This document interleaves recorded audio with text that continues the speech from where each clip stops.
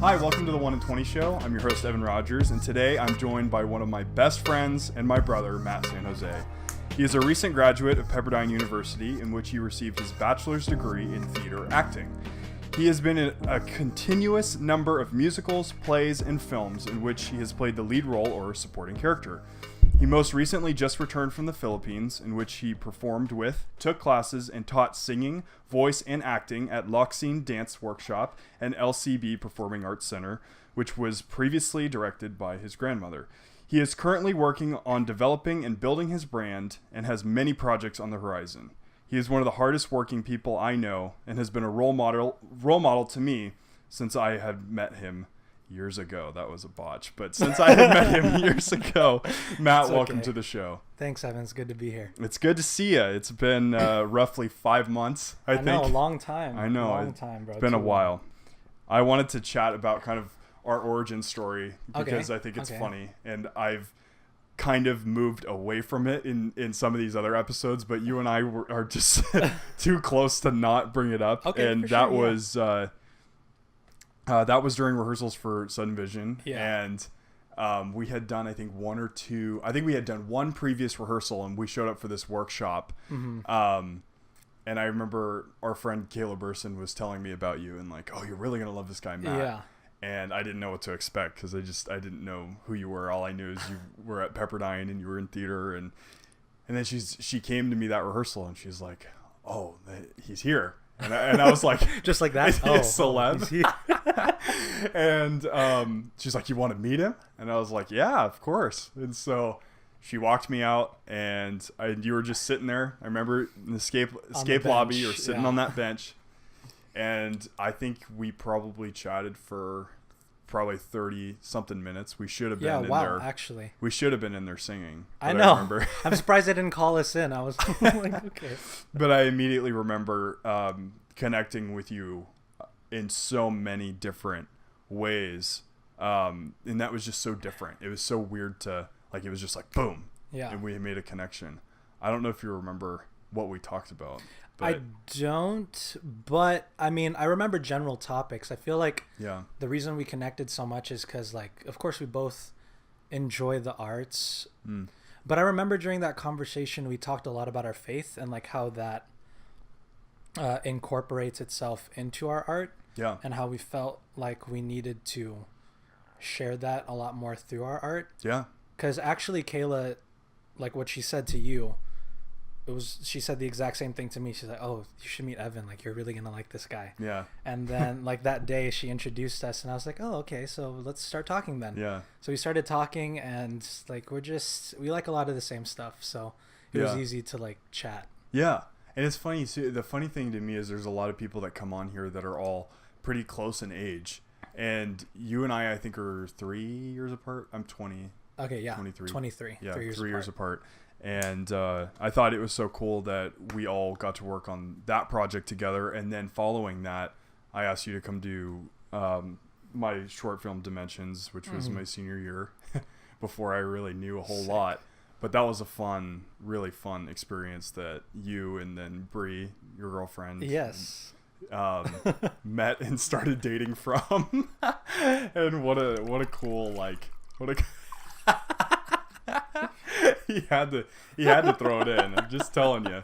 Peter over there is dying because he's just hears a little trickling and what in his ear. Just refilling my water. He's just refilling his water. But yeah, Dimensions. That was a really cool project that we got to work on together, and I think something that we really connected over. And obviously, you connected over with Bree, and you guys started dating from that.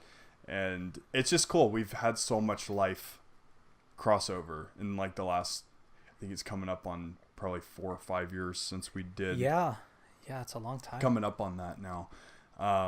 There's just so much good stuff. But I didn't even ask you how you are. So how are you doing? Well, I'm doing good. Good. A little jet lagged because of I just got back on Thursday. Wow. So haven't had much time to relax because I had to deal with real world stuff and going back to work and trying to create new projects and connect with friends that I haven't seen in 6 months, like yourself. So it's nuts. And your girlfriend too. Yes, of course. Nuts. I haven't seen her in a while. It's just been a lot of running around here and there and figuring stuff out. So yeah. Well, and a big theme of this episode, just as we keep going and making episodes, I keep trying to establish a theme. And this one I think is really kind of building your brand, because I know that Matt, especially, you're working on trying to do that. And I know a lot of the people that come on this show are working on establishing themselves and making themselves marketable, like you mentioned to me even before we started. I wanted to go back a little bit in time. Sure. And talk about, because you had the unique opportunity to travel a lot during school. And I remember that was one of the first things you and I had talked about when I started getting to know you, because you were just fresh back from Scotland, I think at that time. Was it Scotland or Australia? No, I was fresh for, you mean Sudden Vision? Yeah, when I first met you, I knew you were back. I just got back from the East Coast. East Coast. That was the prison ministry. Prison ministry. Yeah, and we'll have to get into kind of those layers, but I was going to ask you kind of what were the places you traveled? And would you recommend that as a performer? Because I know that sometimes is something that we don't really get. Yeah. Is like we kind of stick around the same town a lot. Yeah. And hopefully college is that opportunity to go and try some other stuff. So where did you travel and did you learn a lot and all that stuff? Okay, yeah. During college, I had the pleasure and opportunity to travel to Scotland, the East Coast. I know that's not outside of the U.S., but it was still bomb. Yeah. And then Australia. So those three were the big hitters. And then after, of course, I went to the Philippines. Yeah. I think as an artist, it's important to travel in order to see how other cultures appreciate art. And, excuse me, I'm going to burp. I'm sorry. Okay, we're good. But it's just important to see how other cultures appreciate art and what they... Well, for example, like when I went to Scotland, the art was a lot more abstract and they experimented a lot more because their theater's government funded. So the arts programs have a lot of possibilities there because the government pours money into creating material. Which is awesome. Yeah. So like I got to see some stuff like people rappelling off of buildings and zip lining across on stage. Is this on stage or are you just talking just in general everywhere? No, this was the stage was a park and surrounded by buildings, and the actors were literally rappelling off of these high buildings and zip lining across the park from one side to another. And then like there were some other shows. I mean, I didn't get to see this one, but I got to work with I think the author of this play, but she did a production that was site specific. So I don't know how much of that they do here in the US, but site specific shows are essentially like if part of your show is set in, let's say, a bus, then the audience gets on a bus along with the actors, and then the actors perform as if they were in, like it was actually happening on the bus. Does that make sense? Yeah, it does. And then the actors will move with them, like if they're going to a restaurant or if they're moving into a house. Like the audience will move with them from set to set, watching these scenes just take place and happen. Wow. So that's really cool. Yeah. And that's something that you don't usually see here in the United States. So I think as a performer, different cultures can teach you a lot about stuff that you don't already know and appreciate. Wow. And those abroad trips that you went on were through your major, weren't they? Kind of, or no? I can't remember. The Scotland one was for the Edinburgh Fringe Festival. Okay. And that was with Pepperdine University and the theater department over there. Okay. So that was through them. Shining Light was a separate organization that just came in, and that was the East Coast trip. So we took shows, or we took a show, we toured it on in prisons on the East Coast. That was through a separate ministry group that came to Pepperdine and just talked to us about it. Cool. And then the Australia program was a film program. That was through the film department. That had nothing to do with the theater department there. Right. And you shot Ouroboros or what? Yeah, we shot Ouroboros there in Australia. Which was that, you could even speak to that a little bit. It was cool. I learned a lot, and the mixed feelings that I have were just like, I learned a lot about myself as an actor while we were there. Yeah.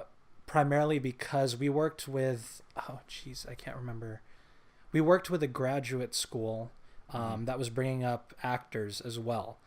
And so, I was performing, or I was working with my group of people, but getting to see these graduate students at work was really, really humbling. Like, I felt like there was, just in watching their shorts, a lot that I could have done better in terms of my work there, which is why I was like, I mean, this is great, but I wish like I could have done better. You know what I mean? Yeah. But Australia was wild. Our shoot took place at Guatemala Beach. It was a state park, and there was a waterfall that I got to jump off of. It was like 50 feet tall for the film, which was great. Pretty cool. Yeah. It's a cool film too. Check it out. I'll put the link in the description. Yeah. Cool. But yeah, doing stuff like that, because the setting was primarily a nature type of film. So it's kind of like Lost, essentially. Yeah, the TV show. But it has a different meaning behind it. Yeah. It was just cool to shoot in the ocean, to like be around. Literally like cool, right? Because wasn't it freezing? Oh yeah, it was freezing. Like, I was shivering. Yeah. And I had to lay there for like 30 minutes or like an hour just with the water like breaking on top of me. And I know, I'm gonna put that shot up. So cool. I'm gonna put that shot up on there, because you're literally getting pulverized. I know. Peter, I love you. It's okay. Yeah, Peter B. Jacob. Yeah. At Peter B. Jacob. My boy. But that's cool. I mean, like, even for me going abroad, even though it had nothing to do with the arts, it somehow became that. I mean, Italy is the arts capital, you know what I mean? Yeah. Just with all the beauty and the different places but I was gonna say it's really a cool thing that a school can offer that much potential for their students to go and learn abroad, and even get to practice and study either film or theater, or you know what I mean, and go and do that. That's really neat that you took advantage, is what I'm saying. Oh yeah, totally. Yeah. I mean, I think if anybody's looking at colleges, just a shameless plug, but Pepperdine is actually #1 in a abroad program. So during your time there, I think the statistic is they send 82% of their students abroad at some point in their college career. Yeah. So like most of my dorm mates, my friends, everyone went somewhere, And to what you were saying, like, even if it had nothing to do with the arts, I think going abroad is important for you as a person. Yeah. Because there's just a different side of life, a different side of the world that we don't experience. Like for me, when I was in the Philippines, there was a lot that I appreciate here that you don't really think about. Like, oh, absolutely. Like having a washer dryer in your house. Oh my. Yeah. Having like running water, good plumbing. That's like really, it's these simple things. Chris is nodding. Chris just got back from the same Italy program. Yeah. It's the same way. I felt that way in technology more when I got back. Oh, really? Okay. I was like, wow. And he mentioned this to me the other day. It's like, wow, fast cell reception. Oh, yes. That's another thing. Like 5G there is not struggle. The same. Yeah. Yeah. 5G there is like 3G. I know. And you don't realize any of these things until like you actually get to go experience it and then reflect on what we have here, and you're like, wow, we're blessed with a lot. What a privileged nation. Like the US is a wonderful place to live. It's no wonder why there's so many people coming over here and crowding. Yeah, and still more crowding in Los Angeles. Yeah. Well, I think there's something like I almost want to say there's probably a couple million in LA. A couple million people? It's probably a lot more than that. Wow. Not all actors, I hope, because there's a lot of actors. No, I know. I'm just horrifying. Yeah. So many people that come and like I met this girl who actually came from Britain to be an actor moved here to LA. Wow. And it's just that's common, I guess. Wow. Kind of horrifying. Good for her. That's a transition, like moving from one country to another without. Right. So brave. Speaking about moving, I know that you were so we chatted a little bit about the Philippines, but I know this part is going to get a little deeper below the surface, but it's fine. if you want to share kind of why you went. And I mean, we could just start with that and then kind of get into what you did there and, you know. Sure. Well, originally I went to the Philippines because my dad was diagnosed with lung cancer, and he was getting treatment over there. Now, we have a lot of family in the Philippines who are doctors, you know, who we trust, and they really, really took care of my dad, and really good medicine there too. Yeah, good medicine. Yeah. They blessed our family. The love and support there was unreal, and we were all really thankful for it. So that's why I went. Yeah. I don't know, like what else to say about. I don't know, but I mean, then you ended up staying. Yeah, I stayed for a longer time, so just to clear the air. Like, my dad's in heaven now, you know, and it's a sad thought, but I'm Christian. I'm a believer in the fact that God loves me and sent his son to die for me, and my dad believed that too, and because of that, like, I know that I'm going to get to see him in heaven one day. So it was sad in the beginning, but even throughout the entire process of him being in the hospital, like, he always did his best to encourage me, my mom, and my brother, and say, like, we're going to see each other again. You know, it's not the end. And that we don't have to worry that even at that time, if God were to take him or if God were to heal him, he's going to take care of my family. That's not a question, you know? So it was hard for a little while. This was hard, but also really great. In the Philippines, they don't have visiting hours. There's no such thing as that. So we had a suite that my dad was also in, and my mom and I basically stayed there with him every day. Except for showers, like, we stayed with him every day until he passed, and we got to be there with him till he finally went to heaven. And I don't know, I just feel like being in the Philippines was exactly where God wanted us to be for that, and there was a lot of growth that I didn't expect, not just spiritually but artistically. Like, I thought I was going to go to the Philippines and have a drought, like there was going to be no opportunity for me to improve my craft or my art. I was just going to go there, of course, with the important reason of being with my family, but I was scared that, you know, I just graduated. So many people here in the US talk about the grind, like, everybody's trying to produce material, work on their acting skills, and get out there. And I thought, I'm taking a huge break. What am I learning? What am I doing? But I was pleasantly surprised that there was a lot of stuff that I actually added to what I can do while I was over there. Yeah. Well, and you had told me early February. I think we were on a shoot together, and I think it was probably, I want to say it was the end of January into early February. And I remember it was like just a part where I was waiting for a setup.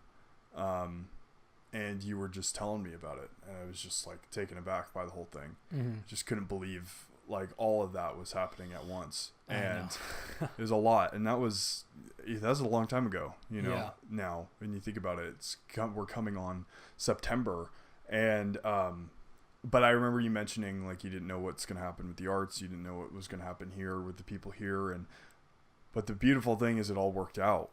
And now you're back.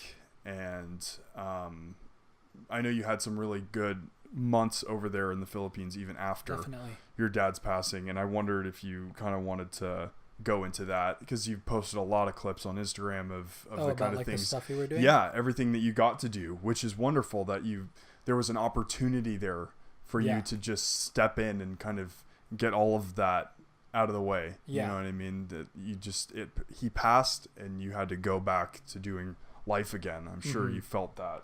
Well, it was kind of funny because I think it was the week after he passed, I went straight into teaching and rehearsals and all this stuff like that. And, you know, they were very kind to me, my friends there. They were like, because they were teaching also. They're the teachers there and the students, and they were like, are you sure that you can do this? And I said, you know, like, this is what I need. I need to be surrounded by something I love to do. I need to be surrounded with friends and family. I don't think even though some people go it alone, like for me, I didn't think that was the route to just seclude myself and think for a little bit. I mean, that's valid, but for me, I also felt like I needed to be around people, you know? So it was very helpful to be able to do that. That's always what they say too, is that even just if you're mentally unstable for a period of time in general, you should never try to lock yourself in a room. Yeah. You should never isolate yourself, because really what you need is people. Yeah. Despite the odds of, that's nuts. But that's the wonderful thing about the arts, in my opinion, is just how awesome it is that there's always somebody who's got your back. Yeah. From years past or present.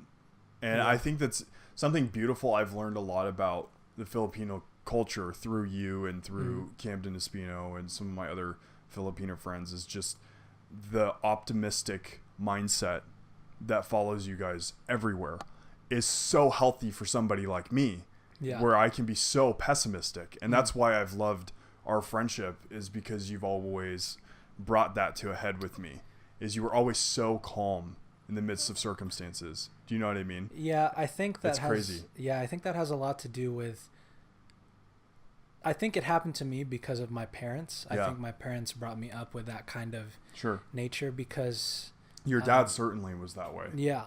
So is your mom, but your dad as well. Because to those who don't know, the Philippines is technically considered a third world country, and there's a lot of things that people go through that are difficult. You know, like my dad grew up extremely poor. Yeah.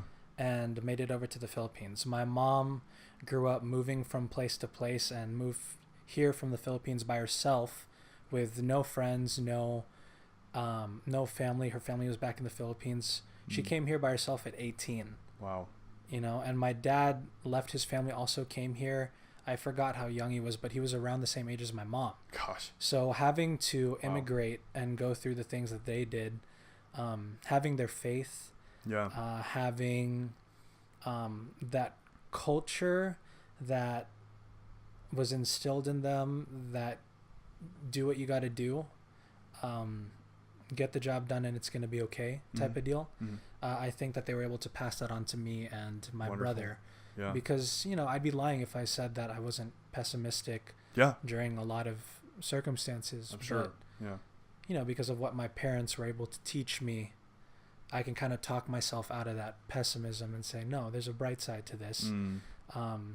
For example, like my dad, you know, like a lot of people with good reason would be destroyed over something like that. You know, I'm only 23. My brother's only 16. Your dad's not supposed to pass away that soon. You know, that's not normally what happens. Yeah. But I think faith partnered with the loving, optimistic culture really helped us get through that. Yeah. Part of why you stayed as well, I know. Yeah. Yeah. For family and to be with them also. Wow. Yeah. Man, it's all heavy. I remember I don't want to keep talking about it, but no, like okay. I remember the night it happened, and like hearing about it just through a post. I think it was you or Kenny I don't remember who it was. I felt wrecked. I don't think I talked to you that night. I talked to Bree that night. I don't think I think you were busy with everything going on, and I was just like, oh my gosh, you're thousands of miles away. Yeah. But like, it made me really question a lot of stuff about that seems so secure in your life. And really it could just be torn to shreds in a matter of minutes. Yeah, it's crazy because like you said, it happened so quickly. Like when you came to watch Dogfight at the Malibu Playhouse, that was what? Not even January, like probably. Close to, was it in January? Maybe in the winter. I don't It was remember. During the winter season, you know, and that was when my dad like first started sensing something was wrong. Right. It was in November, wasn't it? Yeah, somewhere around Thanksgiving actually. Yeah. It was around that time he started sensing something.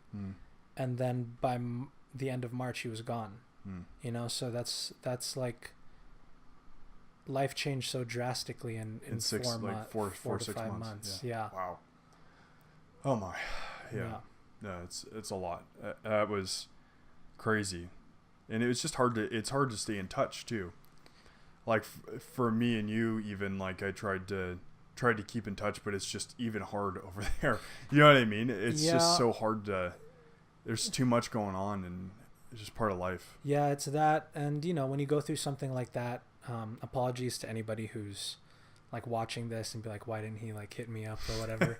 But when you go through something like that, you think a lot about stuff. And I had people, I did want to talk to people, but at the same time you don't want to talk to people because you're just confused, and you're trying weird to think it feels really through everything. And that's not to say that you don't appreciate all the people reaching out. I appreciate all the love and support everyone showed. It was just a difficult time, and sometimes like you need that balance of space and absolutely others. Oh wow, yeah, that's amazing. I mean, it's amazing to think how everything has changed, I think, for the better for you, though, to be honest, because I've just see, like, we'll go now into what you got involved into, because we kind of touched on it, but I've just seen you in your art, whether or not you think so, like, I've definitely seen you go for it since then. And sometimes I think it takes some sort of really eye-opener to get you, like, I need to do something. You know what I mean? And I love that you went right back in to the arts, to the place that you call home. You know what I mean? Yeah. The safe space, but very safe. Very safe. But if you want to go into what you did over the next couple months that you were there and everything, you can just kind of give an overview. Well, I worked with both the Locsin dance workshop as well as the LCB Performing Arts Center. At both, I taught voice and acting, and then I performed in both of their shows as well. Wow. So both companies were essentially started by my family, as well as a family of one of my, the LCB Performing Arts Center was started by my grandma and one of her good friends and my good friends' families. And then the Locsin dance workshop, or that company, was started by my family as well. Wow. And I didn't know this until I actually went to the Philippines, but they're pretty well known. Like they're one of the biggest, looked like it, the biggest names in at least ballet, if not all of dance in the Philippines. Wow. So it's only fitting that Ken's there now, to represent and do like do his stuff things over there. But I participated in that, and just to touch a little bit on like what I learned while I was there. I learned a lot from my students, especially because I'm there to teach them. If any of you students are watching this, confession, I was always teaching them to have fun and to be free, to explore different parts of a character. But I was just as scared as all of them were. Like, I was happy I was in the teacher position and I got to tell them like, oh, try this, or like do this now. And some of them hate me a little for that, but getting to see them really take that on and say, okay, I'm game. Like, I'll try it. I experienced a lot of bravery and confidence with them, because even though the arts are a process for anybody, you start in one place and you work hard to get to another and progress. So you're not going to be amazing at everything. Like, maybe you're naturally gifted in one thing and you start off really good, but to say that you're amazing at everything right away is like, wow. But having the desire to get better, despite like maybe getting a little bit embarrassed or feeling weird, because I was trying to teach them that. Now when I had to perform like in their shows, I was like, okay, well, you got to put your money where your mouth is, because this is what you're teaching them. So if you can't do it, then it's a real it's like a real experience to think about that. Like, and that's something that I felt like was lacking in my art, because I didn't feel like, before I went to the Philippines, I didn't feel like I had enough fun with it. I felt like it felt like work, and someone was going to judge me. And I mean, you know, people are watching your performances, they have their opinion, but like I felt like it affected my art far too much. That judgment and that criticism, instead of saying, I'm at San Jose, I enjoy acting, singing, dancing, and it's that simple, you know? I felt really like I made it too complex, and that's a very Western mindset. What? Just in the arts, like, just, I mean, I feel like that's kind of the epitome of the arts here in LA. It's very dog eat dog, and, you know. But I was gonna ask you too, like, what's the arts like in the Philippines? Because I know you've mentioned to me it's like a big thing. Like, I know in the past you've mentioned like it's like what brings everybody together over there. Yeah, well, Filipinos. I'm just gonna say Philippines. Filipinos are. For some reason, most of the Filipinos I met are gifted in music or dance or the arts in some form. It's important there. I think that they try to model a lot of what they do off of Western culture. Yeah. However, there's something to be said about the talent that they bring too. Like when I went to teach at the studio, I was just amazed because when I first came in, I talked to, you know, the other teachers there and the directors, and they were like, oh, can you teach them? Like, we're not very experienced, so don't expect like too much, but you know, we'd love to learn from you. I was like, okay, I'd love to share. Yeah. And once we started working, I was like, whoa, these people are great. Yeah. You know what I mean? Like they're so talented, and especially because dance is what they specialized in. Yeah. Very good.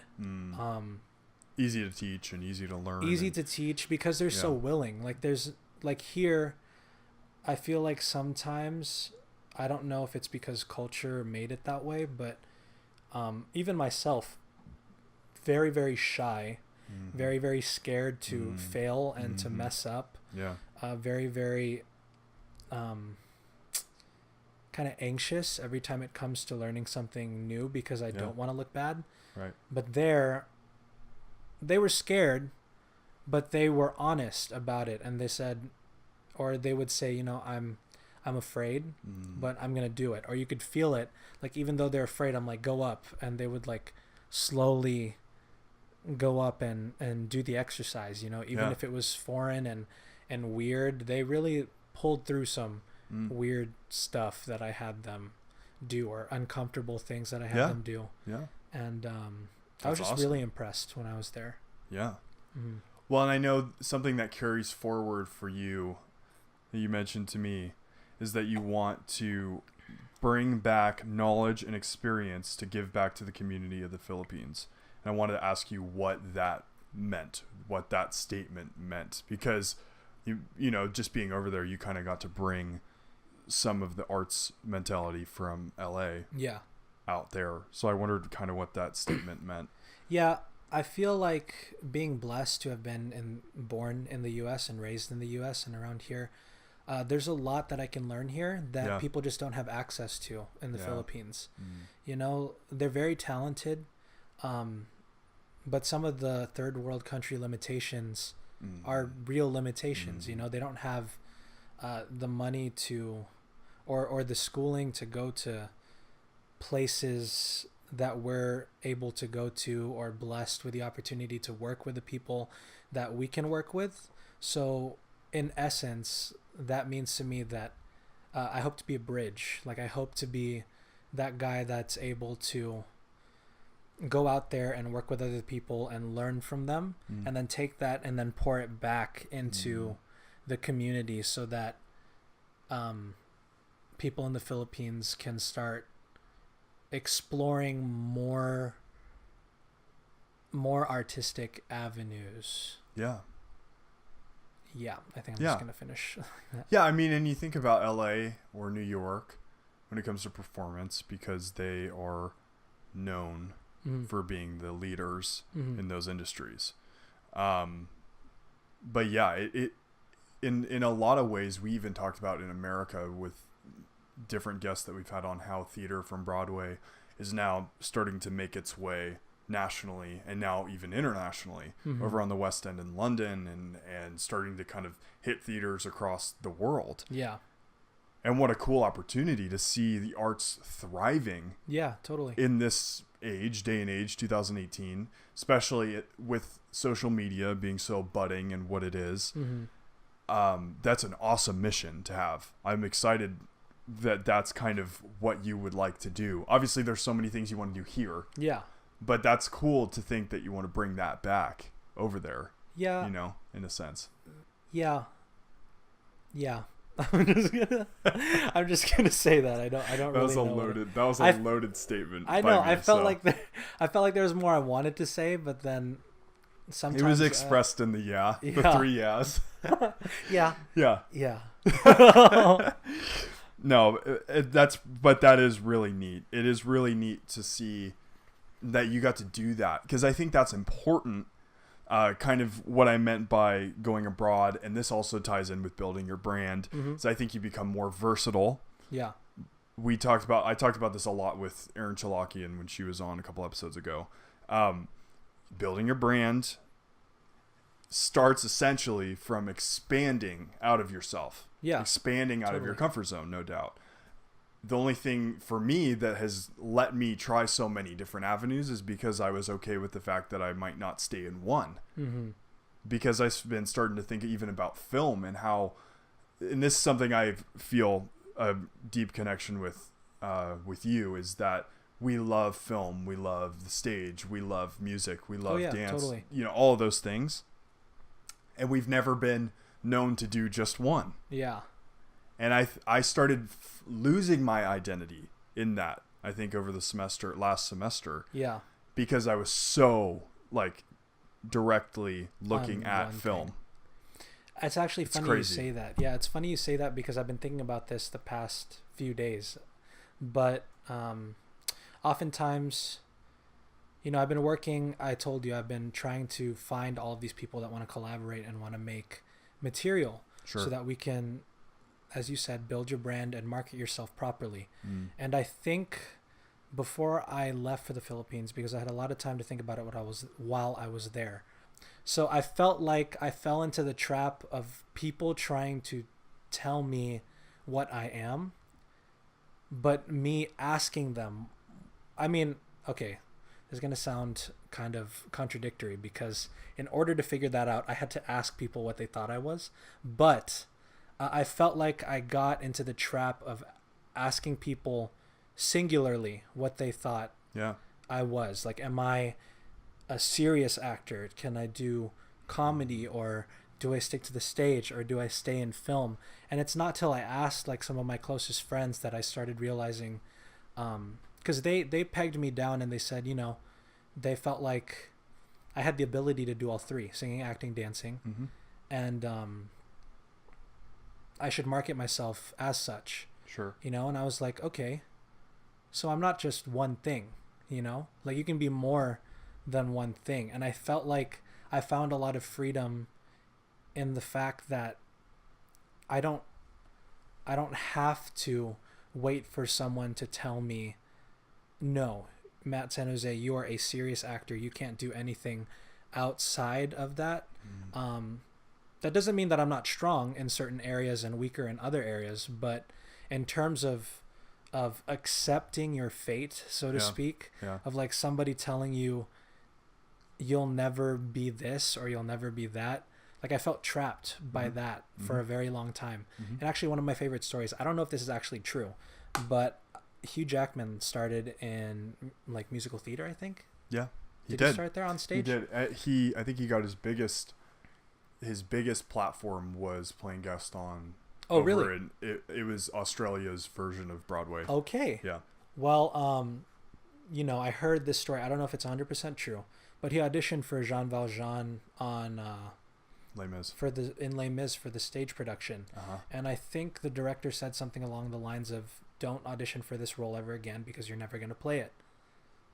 Wow, that's heavy. Well, yeah, look what happened. You know what I mean? You made it to the movie, buddy. Yeah, I mean, you know, people are going to have their opinions, and that's okay. Yeah. But I think we as artists can't trap ourselves by saying, I have to figure out like what I am, even though I'm interested in all of these different things. Like I have to scrap everything I'm interested in and just find the one thing that I'm really good at, because I think that you end up caging yourself by not allowing yourself to explore everything. Does that make sense? Yeah, and totally does. It absolutely does. That's really good advice. Something we talk about a lot on this show, I feel like, is being versatile.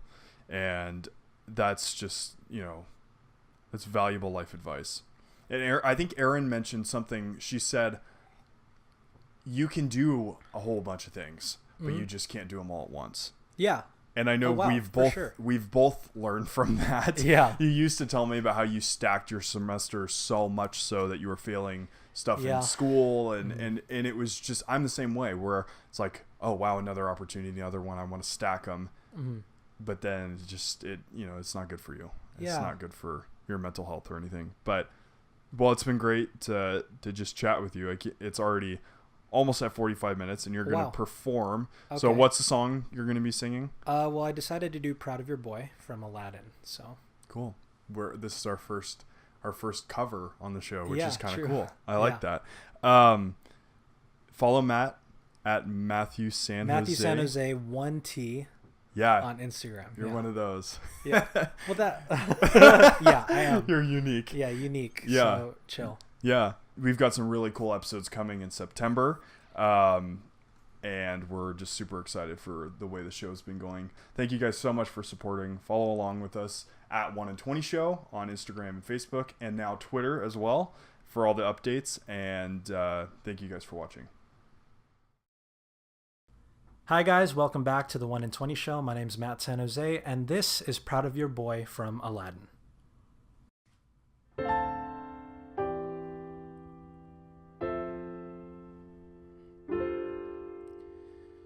Proud of your boy, I'll make you proud of your boy. Believe me, bad as I've been, Ma, you're in for a pleasant surprise. I've wasted time, I've wasted me. So say I'm slow for my age, a late bloomer, okay. I agree that I've been one rotten kid. Some sun, some pride, and some joy. But I'll get over those lousing up, messing up, screwing up times. You see, Ma, now comes the better part. Someone's gonna make good, cross his stupid heart. Make good and finally make you proud of your boy.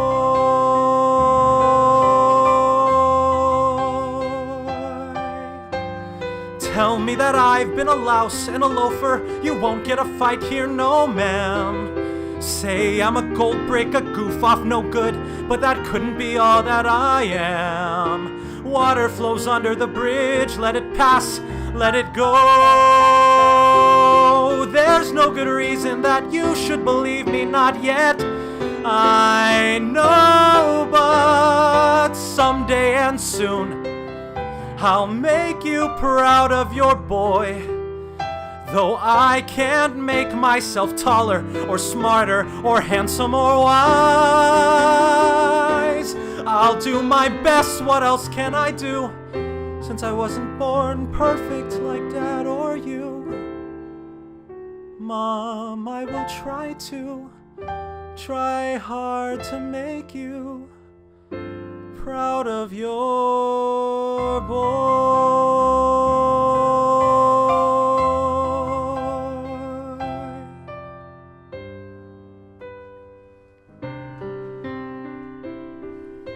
This has been the 1 and 20 Show. Thank you very much for watching. Follow Matt at Mathew San Jose on Instagram. And have a great day, everybody.